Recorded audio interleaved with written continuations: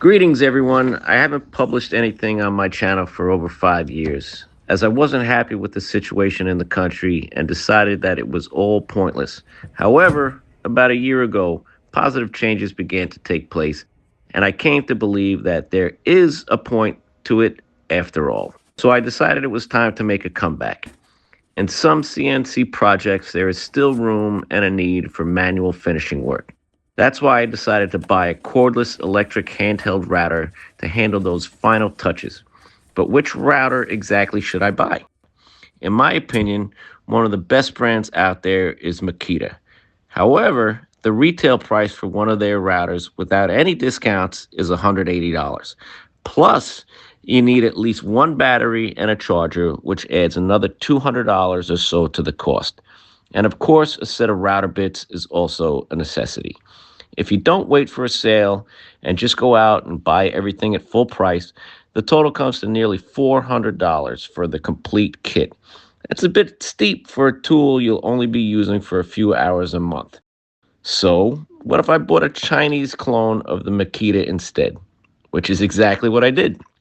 I ordered a Hlrmsat Cordless wood router from Amazon. It's almost an exact clone of the Makita XTR01Z, and here it is in the package from Amazon. I'm unboxing it right here on camera. Okay, inside is the box containing the router itself. Wait a minute, I'm confused. I ordered a Hlrmsat, and they sent me a RYOJEK. Actually, it's the exact same thing. I did my research before ordering, and I'm familiar with several of the Makita clones out there, and RYOJEK happens to be one of them. So let's take a look at what's inside. Aha, a user manual. Well, let's see if I ever actually need to open it up even once. All right, here's the router itself. They've copied the Makita's color scheme and general contours quite accurately, and it features a plastic base, not the best design choice perhaps, but certainly the cheapest one. There's the battery, 4 amp hours, and a set of 1/4-inch router bits, 15 pieces in total, plus the battery charger. The battery slots in perfectly. Next up are the accessories and the wrench for tightening the collet.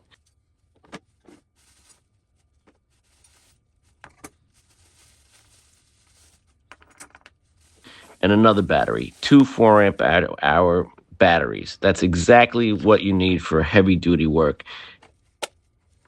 And that's it. The box is empty. Let's take a look at the router itself. The plastic base feels flimsy and cheap. However, without the base attached, the router feels solid in the hands. There's a spindle lock to facilitate tightening the router bit. One annoying detail, the base lacks a gear mechanism that would allow you to raise and lower the router while it's seated in the base. Yet, the router body itself features notches designed for this purpose. How does this make any sense? How are you supposed to adjust the depth? Just by eye, without any means of smooth, precise adjustments? Let's test how the router performs. The LED light works and is plenty bright. And here is the sound of our router in action. The router comes to a stop almost instantly.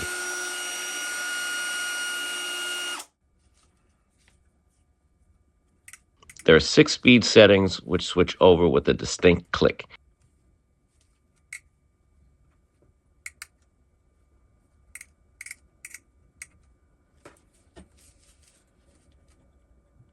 Here is the sound at the minimum speed.